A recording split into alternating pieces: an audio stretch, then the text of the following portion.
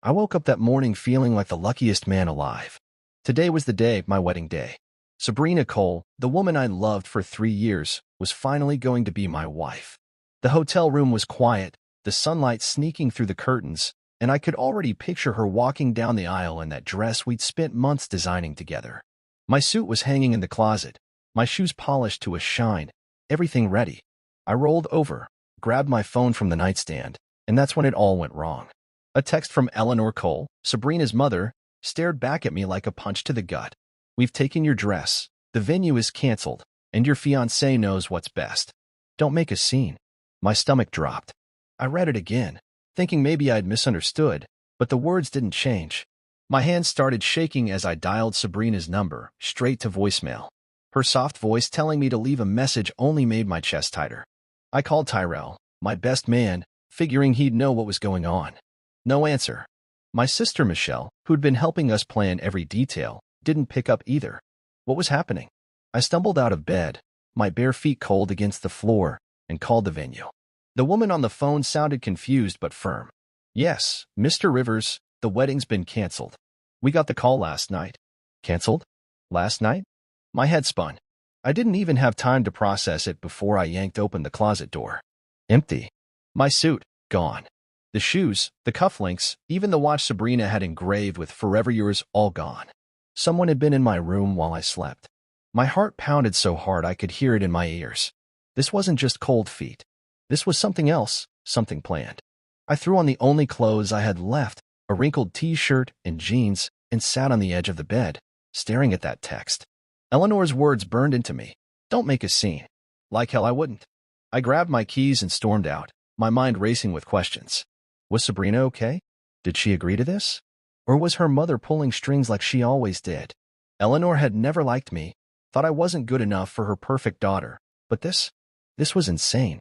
As I sped toward my car, I dialed Cal, my old buddy from high school. He picked up on the second ring, his voice groggy. "Julian? What's up, man? It's early." I didn't waste time. "Something's wrong, Cal. Sabrina's gone, the wedding's off, and someone took my stuff from my room. I need your help." He went quiet for a second, then I heard him sit up. "Took your stuff? That's not cold feet, dude. That's a setup. Give me a minute. I'll check some things." Cal was a part-time hacker, always good at digging up dirt. If anyone could figure out what was happening, it was him. I climbed into my car, the engine roaring to life, and gripped the wheel tight. "Hurry," I said. "I'm heading to Eleanor's place now." He whistled low. "Be careful, man. This smells bad." Bad didn't even cover it. As I pulled out of the hotel lot, the road stretching ahead, I kept seeing Sabrina's face, her smile, her laugh, the way she'd looked at me when I proposed. We'd planned this day together, every flower, every song. She wouldn't just walk away, would she? Doubt crept in, cold and sharp, but I shoved it down. No, this wasn't her. This was Eleanor. Had to be.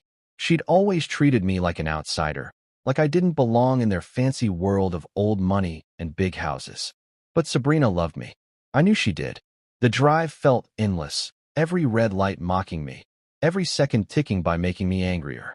By the time I hit the highway, my knuckles were white. I didn't know what I'd find at Eleanor's mansion, but I wasn't leaving without answers. My phone buzzed. "Cal again. Julian, I got something. The venue's website still shows your wedding is active. No cancellation notice.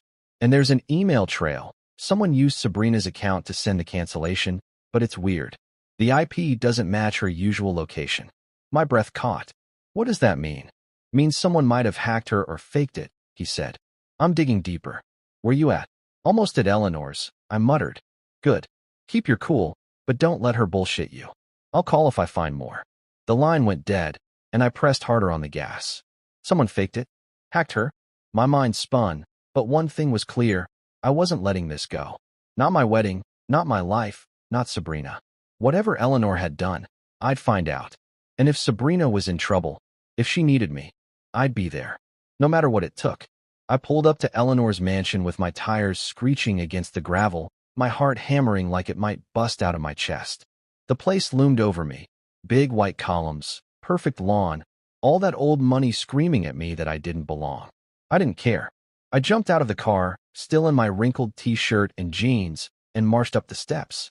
My fist hit the door hard, 3 knocks, loud enough to wake the whole neighborhood. For a second, I thought she might not answer, but then the door creaked open, and there she was. Eleanor Cole, standing in her silk robe like this was just another lazy morning.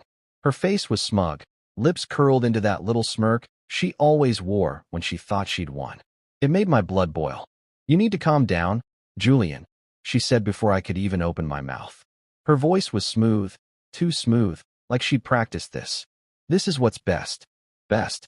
I clenched my fists so tight my nails dug into my palms. "Best for who?" I shot back. "Where's Sabrina? What the hell did you do?" She didn't flinch, just leaned against the doorframe, crossing her arms. "Sabrina's fine." She agreed to this. "The wedding's off, and you need to accept reality." Reality? I stared at her, trying to read those cold blue eyes. Sabrina agreed? No way. I knew my fiancée, her laugh, her stubborn streak, the way she'd fight for what she wanted. She wanted me. She wanted us. This wasn't her. It had Eleanor written all over it, every controlling, manipulative inch of it. "You're lying," I said, stepping closer. "Let me see her." Now, Eleanor's smirk faded just a little, but she didn't budge. "She's not here, Julian. And even if she was, she doesn't want to see you. It's over. Go home." Home? Where was that supposed to be now? The hotel room someone had raided? My apartment, half-packed because I was moving in with Sabrina next week? I took another step, close enough to smell her expensive perfume, and lowered my voice. "You don't get to decide that. She does. Where is she?" For the first time, something flickered in her eyes. Annoyance, maybe fear. But before she could answer, a voice came from behind her. "Julian, you should go." It was a man's voice, rough and low. I looked past her and saw him. Uncle Ronan, Eleanor's estranged brother. I'd met him once, at a family dinner where he'd barely said 2 words. He was tall, grizzled, with a face full of lines that said he'd seen too much. He stepped into the doorway, his hands in his pockets, looking at me like he pitied me. "What's going on, Ronan?" I asked, my voice shaking. "You know something, don't you?" He glanced at Eleanor, then back at me. "The Coles have secrets, kid. Old money, old games. You're better off walking away." Eleanor snapped at him. "Ronan, shut your mouth." But he didn't. He kept his eyes on me. They don't let go easy. That's all I'll say. My head was spinning. Secrets? Games. I didn't care about their family drama. I just wanted Sabrina. "Where is she?" I asked again, louder this time. Ronan sighed, running a hand through his gray hair. "Not here. That's the truth. But Eleanor's got her claws in deep. Always has." Eleanor pushed past him, her calm cracking. "Get off my property, Julian, or I'll call the police." I laughed, a hard, bitter sound. "Go ahead. Call them. Let's see what they think about you stealing my stuff and canceling my wedding." Her eyes narrowed, but she didn't say anything. I could feel the heat rising in my chest, the anger bubbling over. "You think you can just erase me? Take everything and tell me to accept it? I'm not some nobody you can push around, Eleanor. I love her, and she loves me. You don't get to rewrite that." She straightened up, that smirk creeping back. "Love doesn't pay the bills, Julian. Sabrina knows that now. She's made her choice." Her words hit me like a slap, but I didn't believe them. I couldn't. I turned to Ronan. "If you know where she is, tell me. Please." He shook his head slow, like he wished he could help. "I don't. But if you're smart, you'll dig deeper than this doorstep. Eleanor's not the only one playing here." Dig deeper? What did that mean? I wanted to grab him, shake him until he spilled everything, but Eleanor was already closing the door. "Leave," she said, final as a judge's gavel. The door slammed shut, and I stood there, breathing hard, staring at the polished wood. My phone buzzed in my pocket. "Callaghan." I answered, my voice rough. "What you got?" "Something's off," he said. "Sabrina's phone's been off since last night, but I tracked an email from her account to the venue. It came from Eleanor's IP address. She's lying, man. Sabrina didn't send that cancellation." My grip tightened on the phone. I knew it. "She's got her locked up somewhere, doesn't she?" "Maybe," Kel said. "Or she scared her into silence." "What happened at the house?" "Eleanor's smug as hell," says Sabrina agreed. "Her brother's hinting at some family secrets, but he won't talk straight." Kel cursed under his breath. "Sounds like a mess. What's your next move?" I looked back at the mansion, its windows dark and silent. "The venue," I said. "If Eleanor's lying, maybe Sabrina's there. Or someone knows something." "Smart," Kel said. "I'll keep digging." Watch your back, Julian. I hung up, my mind made up. Eleanor could lock her doors and spin her lies, but I wasn't done. Not by a long shot. Sabrina was out there, and I'd find her, even if I had to tear through every secret the Coles were hiding to do it. I peeled out of Eleanor's driveway, gravel spitting under my tires, my mind a mess of anger and confusion. The venue. That's where I had to go. If Eleanor was lying, and Cal's email trail said she was, maybe Sabrina was there, or at least someone who knew what was really happening. The drive felt like forever, every mile stretching out as my foot pressed harder on the gas. I kept replaying Ronan's words. Old money, old games. What did that even mean? Was Sabrina caught up in some family scheme I didn't understand? By the time I hit the venue's parking lot, my palms were sweaty and my heart was racing. I slammed on the brakes, expecting an empty lot, a locked building, maybe a closed sign, something to match the cancellation story. But what I saw stopped me cold. Cars everywhere. Rows of them, shiny and packed tight. People in suits and dresses were climbing out, laughing, heading toward the entrance. I could hear music drifting through the air. Our music, the playlist Sabrina and I had picked out late one night over pizza and wine. My stomach twisted. I cut the engine and stumbled out, my legs shaky as I walked toward the building. The doors were wide open, flowers lining the path. Our flowers, the white roses and lilacs Sabrina loved. I stepped inside, and it hit me like a freight train. The place was alive. Guests filled the seats, chatting and smiling. The altar was decked out exactly how we'd planned. Candles, drapes, the whole thing. My chest tightened as I took it all in, trying to make sense of it. Then I saw her. Not Sabrina, Marla. Sabrina's childhood friend, standing at the altar in Sabrina's dress. The dress we'd designed together. The one I'd watched her try on with tears in her eyes because she said it made her feel like a queen. Marla was wearing it, her blonde hair pinned up, her hands clasped like she belonged there. And next to her, calm as anything, was Sabrina, smiling. Not at me, at the crowd, at the moment, like this was her day. My day. Our day. Only I wasn't in it. I stood there, frozen, my breath stuck in my throat. The room spun a little, faces blurring as I tried to process what I was seeing. Marla in Sabrina's dress. Sabrina standing there, not running to me, not even looking surprised. Erased, that's what I was. Like I'd never existed. The murmurs of the crowd faded into a dull roar in my ears. I took a step forward, then another, my shoes loud against the polished floor. Someone gasped. A few heads turned. I didn't care. I kept walking straight down the aisle, my eyes locked on Sabrina. She finally saw me, and her smile faltered. Not shock, guilt. That's what I saw in her eyes. Guilt. My voice came out low, rough. What is this? No one answered. Marla's hands twitched, her face going pale. Sabrina opened her mouth, then closed it again. I turned to the officiant, some guy in a black robe, Reverend Marcus, I guessed, from the way he was clutching his book like he didn't know what to do. You gonna tell me? I asked him. He blinked, adjusting his glasses. I'm just here to perform the ceremony, sir. I don't ceremony. I cut him off, my voice rising. Whose ceremony? Mine's supposed to be here. With her. I pointed at Sabrina, my hand shaking. The crowd was whispering now, heads craning to see. Reverend Marcus looked at Sabrina, then back at me, his mouth flapping like a fish out of water. I was told, well, there was a change and a change. I laughed, but it sounded more like a choke. Yeah, I guess you could call it that. I spun back to Sabrina. You gonna say something? Or are you just gonna stand there while your mom and your friend wipe me out of my own life? Her eyes glistened, what with tears, but she didn't move.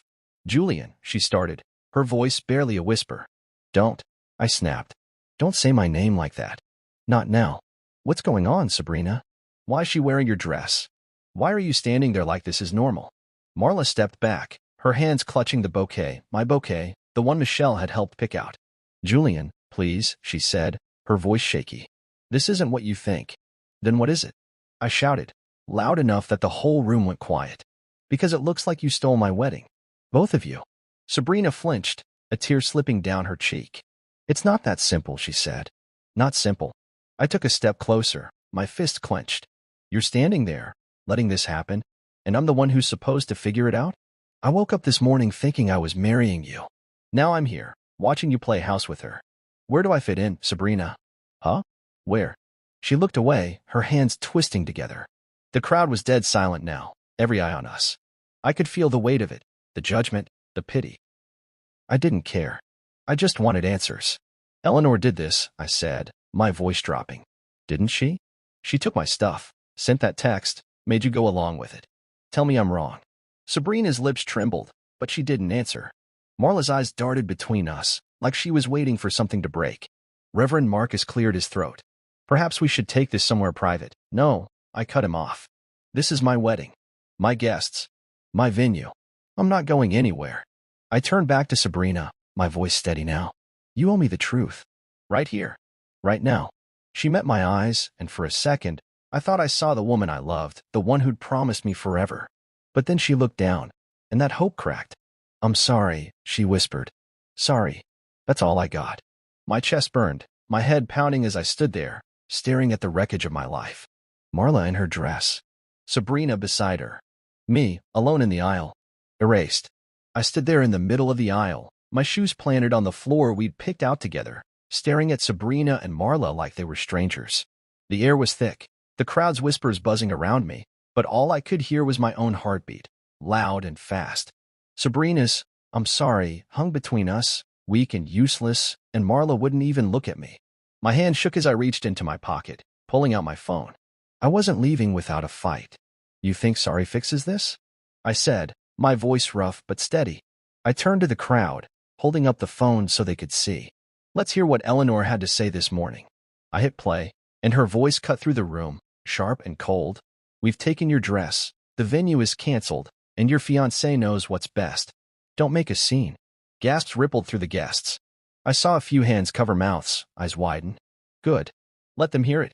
I stopped the recording and looked at Sabrina. That's what I woke up to. Your mom telling me it's over. But here you are, standing at my altar, with her in your dress. So tell me, did you know? Sabrina's face crumpled, tears spilling down her cheeks, but she didn't answer. Marla's hand shook so bad the bouquet almost slipped, her knuckles white around the stems. I wasn't done. I swiped to another file, a voicemail Sabrina had left me weeks ago, after a late-night call when we'd been laughing about the future. I played it loud. Julian, no matter what happens, I'll always love you. Her voice, soft and sure, filled the space. The crowd murmured again, shifting in their seats. I locked eyes with Sabrina. That's you, isn't it? You said that. To me. So what changed? What made you let this happen? She opened her mouth, but nothing came out. That's when I saw Eleanor, storming down the aisle from the back, her face twisted in a mix of rage and panic. Julian, stop this nonsense. She barked, her heels clicking fast. You're embarrassing yourself. I spun on her, my anger boiling over. What did you do, Eleanor? This is your voice on that text. Your lies. Did you force her into this? Did you threaten her? Eleanor stopped a few feet away, her chin high, but her eyes twitched, like she wasn't as sure as she wanted to look. You're delusional, she said. Sabrina made her choice. This wedding is happening, and you're not part of it. My wedding, I shot back. I paid for most of it.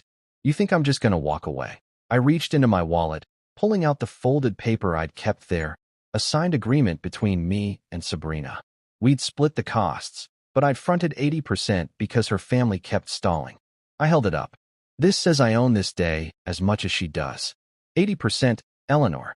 That's $47,300 of my money in this venue. These flowers, that dress Marla's wearing. You don't get to steal it. The crowd was buzzing now, phones out, heads leaning in. Eleanor's smug mask slipped, just for a second.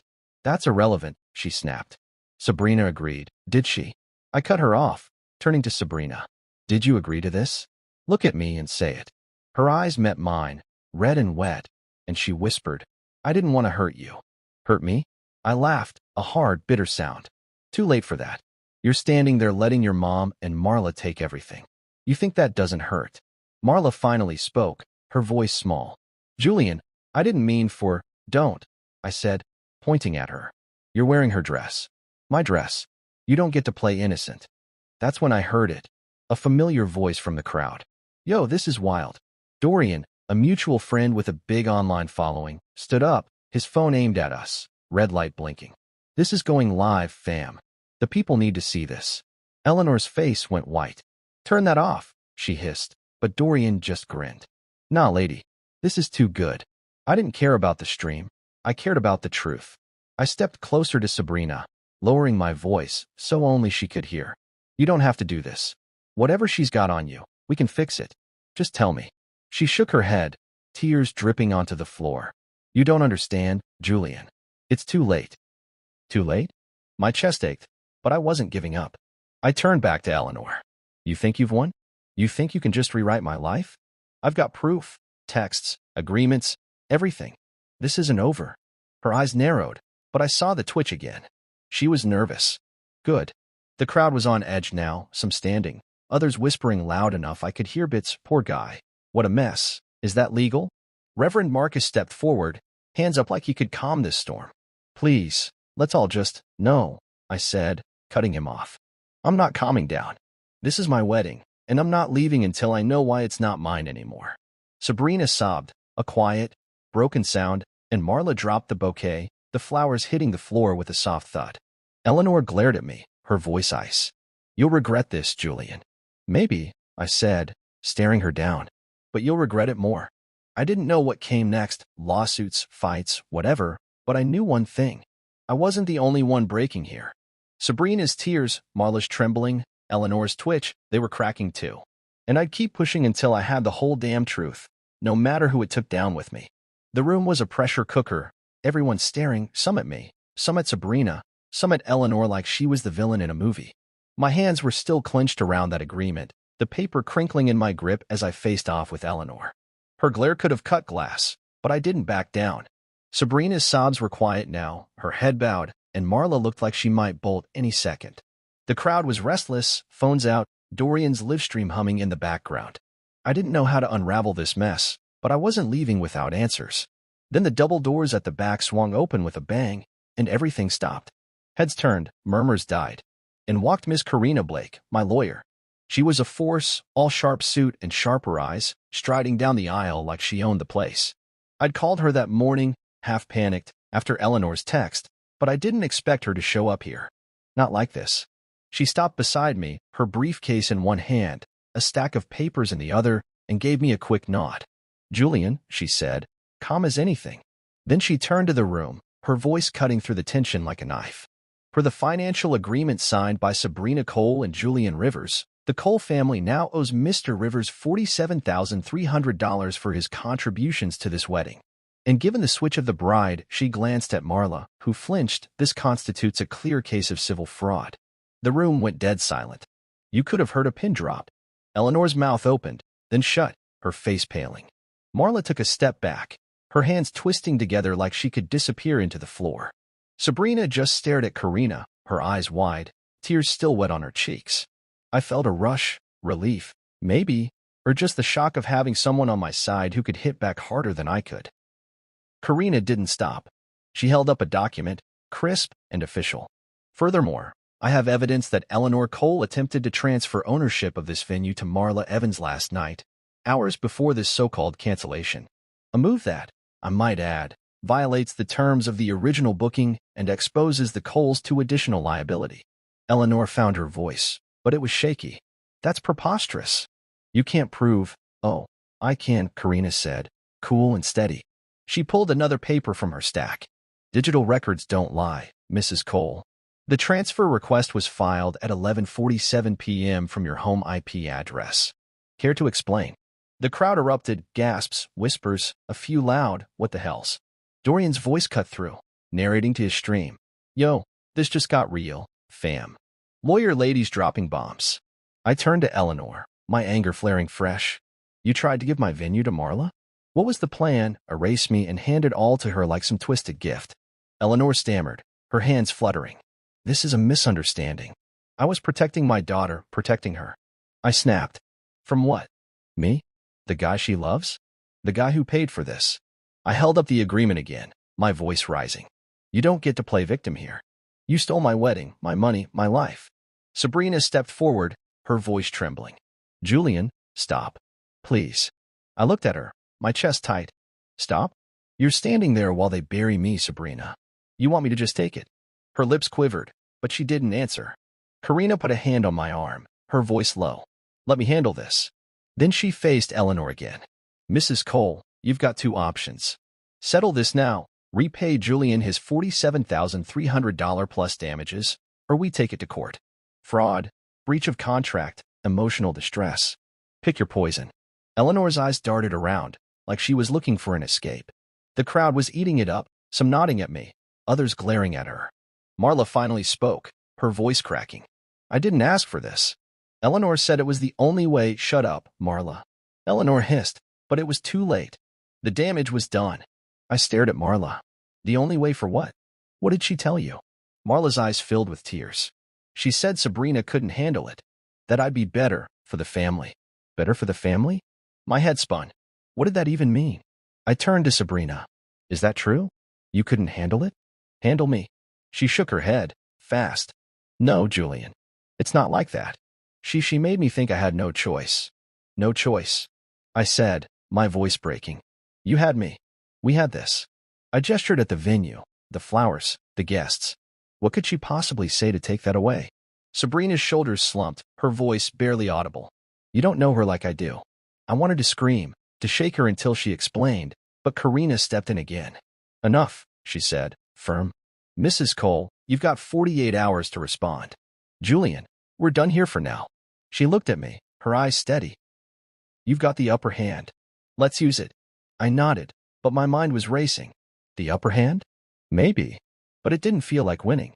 Sabrina was still crying, Marla was falling apart, and Eleanor was cornered. But I was still the guy standing alone in a room full of people who'd come to see me marry the woman I loved. I looked at Sabrina one more time. You could have told me, I said, quiet now. Whatever she did, you could have trusted me. She met my eyes, and for a second, I saw something regret, maybe love, but then she looked away. Karina tugged my arm. Come on. We'll sort it out. I let her lead me back down the aisle, the crowd parting, whispers following me like shadows. Eleanor's glare burned into my back, but I didn't turn around. She'd lost control, and she knew it. As we hit the doors, I heard Dorian again. This man's a legend. Stay tuned, y'all. I didn't feel like a legend. I felt empty. But Karina was right. I had the upper hand now. And I wasn't letting go. I stood there with Karina by my side, the echoes of her legal threats still hanging in the air, my mind a tangle of rage and hurt.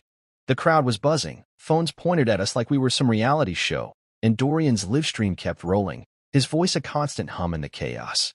Eleanor's face was a mask of fury, her hands clenched tight. But she didn't have a comeback, not yet. Sabrina's tears had stopped, but she wouldn't look at me, her shoulders hunched like she was carrying the weight of the world. Marla was a mess, her eyes darting around like a trapped animal. I wanted to yell, to demand more from Sabrina, but before I could open my mouth, someone else spoke. Tyrell, my best man, stood up from the back row, his suit rumpled, his face heavy with something I couldn't read. I knew, he said, loud enough for the whole room to hear. His voice cracked, and he rubbed the back of his neck. They tried to bribe me to keep you distracted this morning. I didn't go through with it, but I didn't stop it either. The words hit me like a brick. I turned to him, my jaw tight, my chest burning. You knew, I said, stepping toward him. My best man? You knew they were pulling this, and you didn't tell me. Gasps rippled through the crowd again. Tyrell held up his hands, like he could ward off my anger. Julian, man, I'm sorry. They offered me cash, Eleanor did. Said it was for your own good, that Sabrina needed space. I told her no, but I didn't think they'd go this far. I swear. I laughed, but it was hollow, bitter. You didn't think? You're supposed to have my back, Tyrell. I was calling you this morning. Where were you? He looked down, ashamed. I turned my phone off. I didn't know what to say. My fists clenched, and I took another step, but Karina grabbed my arm. Not now, she muttered. Focus. Focus? How was I supposed to focus when everyone I trusted was crumbling around me? I shook her off and turned back to Sabrina. What about you? He says they bribed him. Did they bribe you too? Or was it worse? She finally looked up, her eyes red and raw. They threatened me, Julian, she said, her voice shaking. My mother said if I didn't go along with it, she'd disown me, cut me off, destroy you. She said she'd ruin your business, your life, everything. Destroy me? I stared at her, trying to piece it together. And you believed her? You think I'd care about that more than you? More than us? Her lips trembled. She's done it before. To others. You don't know what she's capable of. I wanted to believe her. I did. That look in her eyes, the fear, it felt real. But my head was screaming at me not to trust it, not after everything. So you just went along with it? I said. Let her stick Marla in your place and pretend I don't exist? Sabrina shook her head, fast. It wasn't like that. I didn't want this. I didn't know what to do. You could have called me. I shouted, my voice bouncing off the walls. You could have warned me, fought back. Something. The crowd was dead quiet now, every eye on us. Even Dorian had stopped talking, his phone still up. That's when I noticed her, Lena Shaw, an investigative journalist I'd met once at a fundraiser. She was in the third row, scribbling fast in a notebook, her sharp eyes flicking between me and Sabrina. I could practically see the headline forming in her head. Great. Another witness to my life falling apart. Eleanor stepped forward, her voice icy. That's enough, Julian. You're making a fool of yourself. Leave, before this gets worse. Worse. I shot back. You've already taken everything, my wedding, my best man, my fiancé. What's left? Karina moved beside me, her tone calm but firm. She's right about one thing. It's time to step back. We've got what we need. Let's go. I didn't want to go. I wanted to stay, to shake the truth out of all of them. Tyrell, Sabrina, Eleanor. But Karina's hand on my shoulder was steady, and I knew she was right. I had the recording, the agreement, Tyrell's confession. It wasn't over, but I couldn't win it here. I looked at Tyrell one more time. You should have told me, man. I trusted you. He nodded, miserable. I know. I'll make it right. I'll tell the lawyer everything. I didn't answer. I couldn't. Then I turned to Sabrina. I don't know what's true anymore. But if you're lying, if you chose this, I'm done. Her sob broke the silence, but I didn't look back. I started down the aisle, Karina beside me, the crowd parting like water. Lena Shaw stood up as I passed, her voice low. Mr. Rivers, I'd like to talk later. This is bigger than you think. I paused, glancing at her. Yeah? Then dig. I want the world to know what they did. She nodded, a glint in her eye, and I kept walking. Eleanor's voice followed me, sharp and desperate. This isn't over, Julian. You're damn right it's not. I muttered under my breath. Outside, the air hit me cold and hard, my lungs burning as I sucked it in. Karina stopped beside me. You okay? No, I said, honest. But I've got you, right? She smirked. You've got me. And we've got them on the ropes. Tyrell's a witness now, willing or not. I nodded, staring at the parking lot. The cars still lined up like nothing had changed. But everything had. Sabrina's words echoed in my head, destroy you. Was that real? Or was she just scrambling to save herself? I didn't know.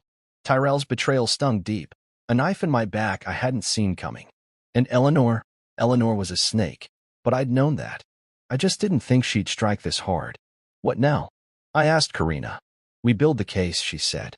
And you decide what you want, money, justice, or both. Both, I thought. But as I climbed into my car, the image of Sabrina's tear-streaked face stuck with me. I didn't know if I could trust her anymore. And that hurt worse than anything. The air in the venue was suffocating, every breath I took heavy with betrayal and confusion. Karina had just pulled me out of the fire, Tyrell's confession still ringing in my ears, and Sabrina's shaky explanation about her mother's threats clawing at my mind. I wanted to believe her, God. I did. But the doubt was a splinter I couldn't pull out. The crowd was a blur of faces, some shocked, some whispering, all watching me like I was the star of some twisted play. Dorian's phone was still up, streaming every second, and Lena Shaw's pin hadn't stopped moving. I felt exposed, raw, like my whole life was spilling out for everyone to pick apart. Then Marla snapped. Her voice cut through the haze, loud and jagged. Tell him, Sabrina. Just tell him already. My head whipped toward her. She was trembling, her face red, tears streaking down her cheeks. The bouquet was long gone, abandoned on the floor, and her hands were balled into fists. Sabrina went pale, her eyes wide with panic. Eleanor hissed, sharp and quick, Shut up, Marla. But it was too late. Marla's mouth opened, and the words exploded out. I'm pregnant, she said, her voice breaking. And your mother wanted me to be the perfect wife, because I could give the Coles an heir. The room detonated. Gasps, shouts, a few people standing up so fast their chairs scraped the floor. I staggered back, my legs weak, like someone had kicked them out from under me. Pregnant? An heir? My brain couldn't catch up.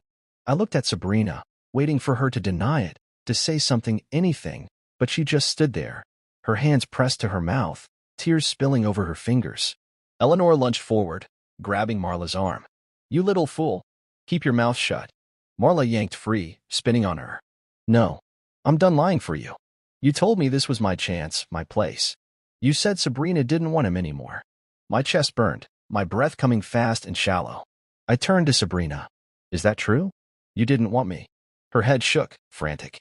No, Julian, no. That's not. Then what? I shouted, my voice cracking. She's pregnant, and your mom's picking her over me? What the hell is this? Sabrina sobbed, her words stumbling out. She planned it. She wanted Marla to take your place. I didn't know about the baby until yesterday. Yesterday.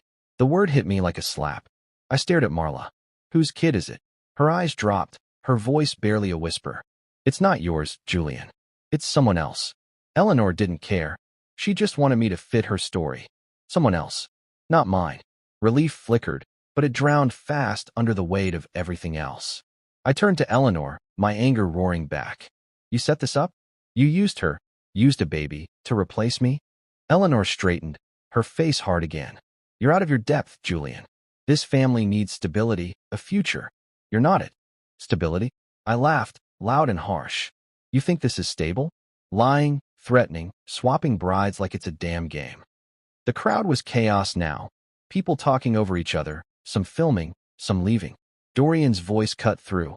Pregnant twist, y'all. This is next level. I ignored him, my eyes locked on Eleanor. You're sick. You think a kid makes this okay?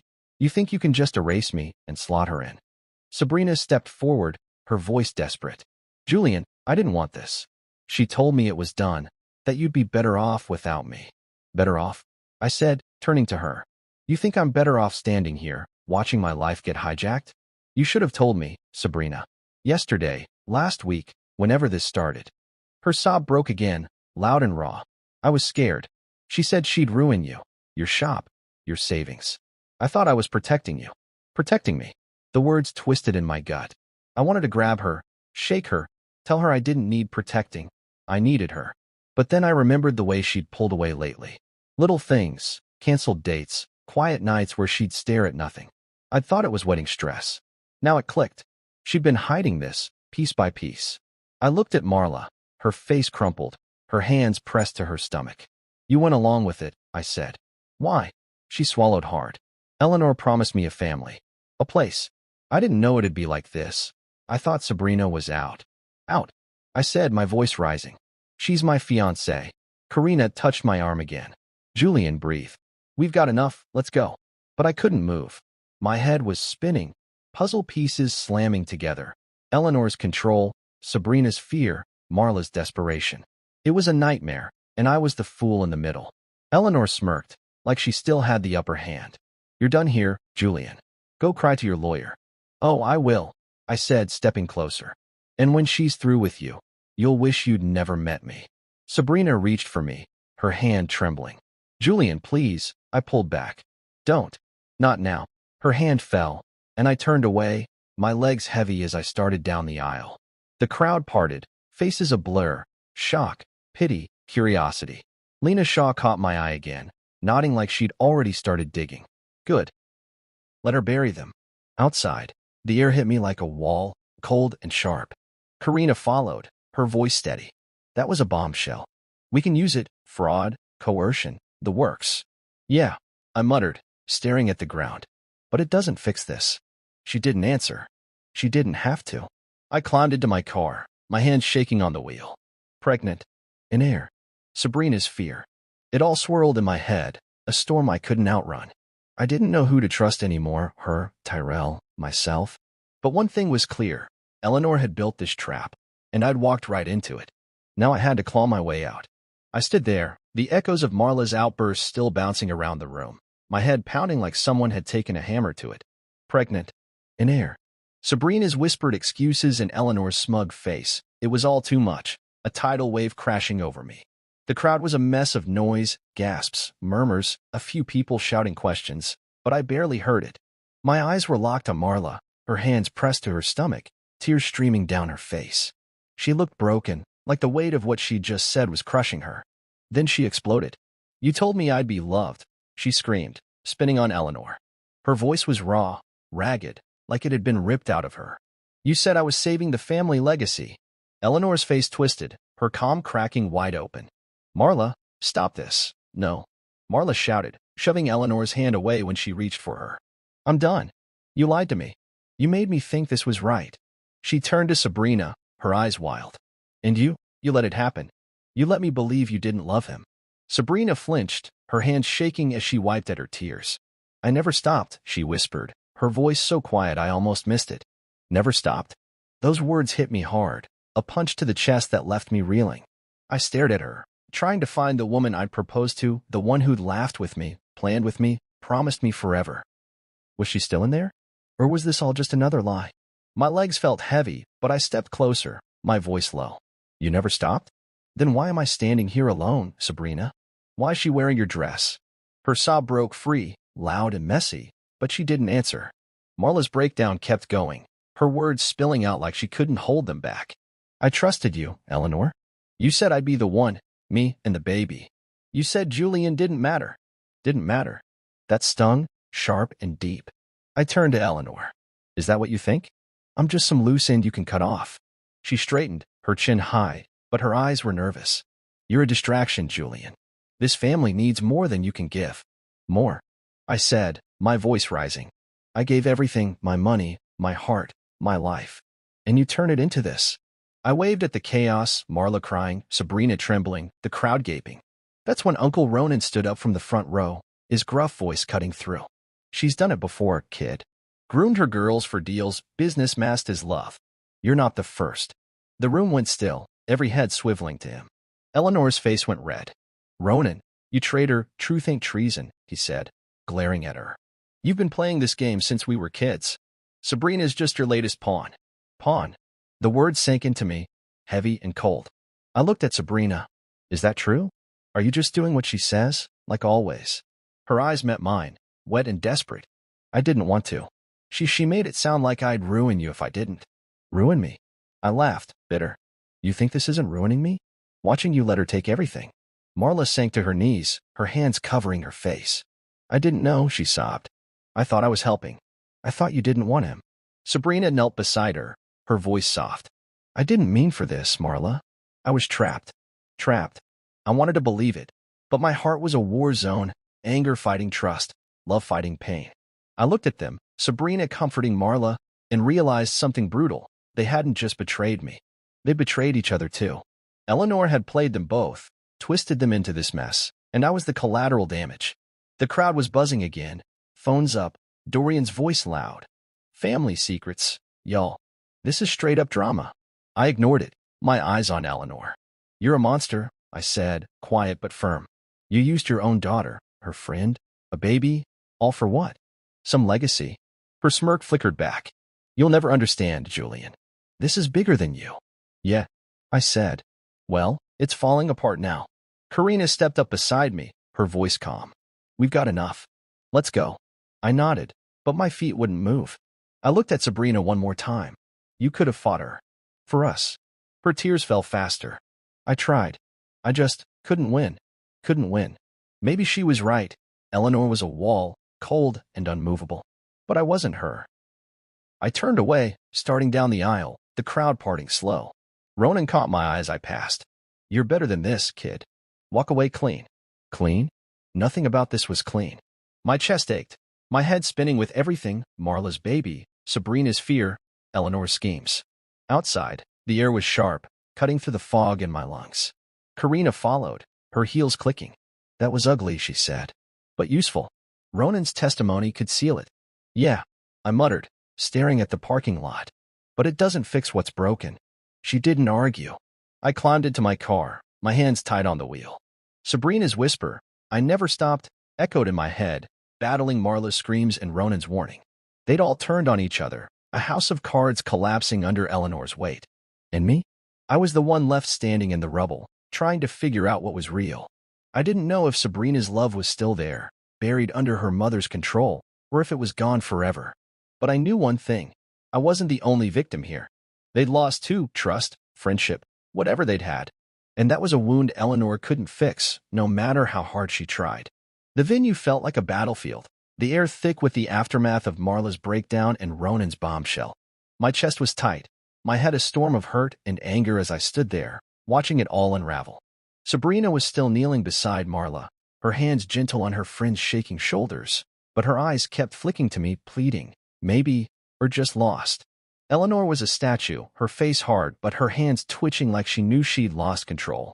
The crowd was buzzing, a mix of shock and gossip, phones still up, capturing every second. Dorian's voice floated over it all. This is epic, y'all, total collapse. I wanted to scream, to tear the whole place down, but what good would it do?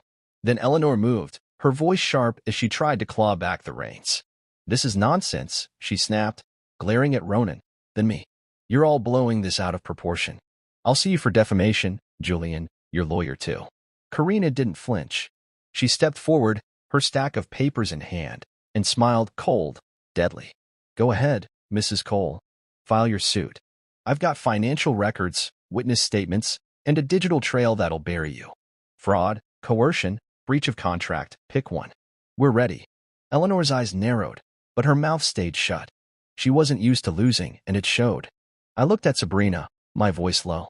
You deserve better, I said, echoing her whisper from earlier. But so do I. Her face crumpled, fresh tears spilling out. Julian, don't. I cut her off, my throat tight. Not now. I couldn't hear it. Another apology, another excuse. It wouldn't change the hole in my chest. The guests were starting to shift, some grabbing coats, others whispering as they headed for the doors. Marla stood up, shaky, and threw the bouquet down hard, petals scattering across the floor. I'm done, she said, her voice hoarse. I'm not your puppet anymore, Eleanor.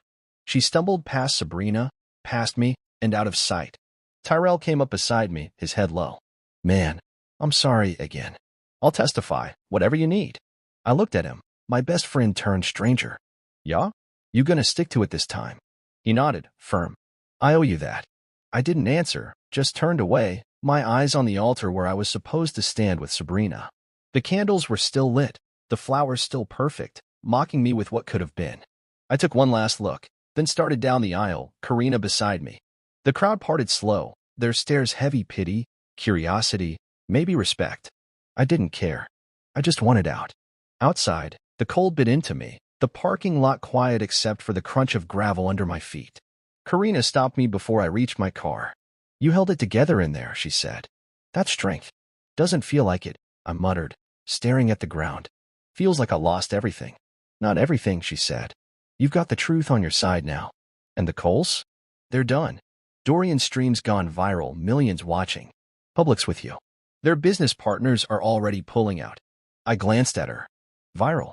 She nodded. Check your phone later. Your trending groom fight's back. Eleanor's empire's cracking as we speak. I didn't know how to feel about that.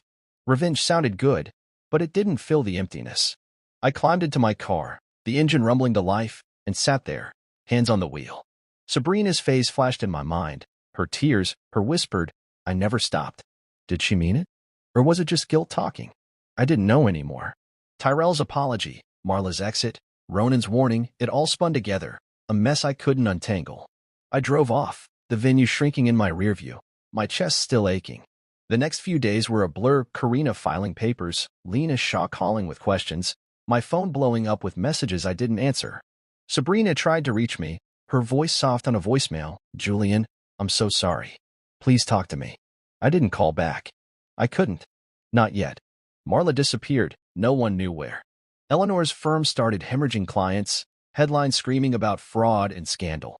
Lena's expose hit the papers a week later, laying out the Coles' history of manipulation, with Ronan's quotes front and center. It was justice, I guess.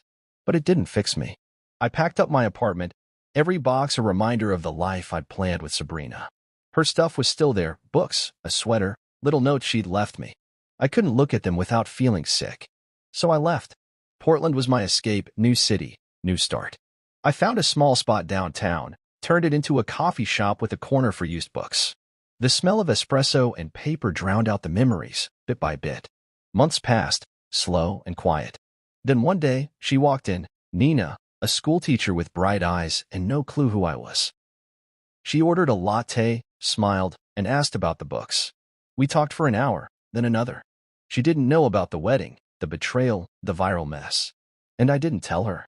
Not yet. That night, driving home, I thought about it all, Sabrina, Marla, Eleanor. The pain was still there, dull now, but the clarity was sharper. I hadn't lost a wedding that day. I dodged a prison, a life chained to lies and control. Nina's laugh echoed in my head, simple and real, and for the first time in months, I smiled. The Coles had collapsed, their world in ruins. Mine? It was just beginning.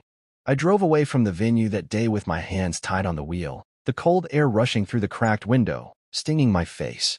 The sound of Sabrina's sobs, Marla's breakdown, and Eleanor's threats faded into the hum of the engine, but they didn't leave me, not really. My chest felt hollow, like someone had scooped out everything I'd built my life around and left me with nothing but echoes. Karina's voice was still in my ear, calm and sure. We've got them, Julian, but it didn't feel like a win. Not yet. The road stretched out ahead, dark and empty, and I just kept going, no destination, just motion. Portland wasn't even a plan then, just a vague idea, a place far enough from the wreckage to breathe again. The next few days were chaos.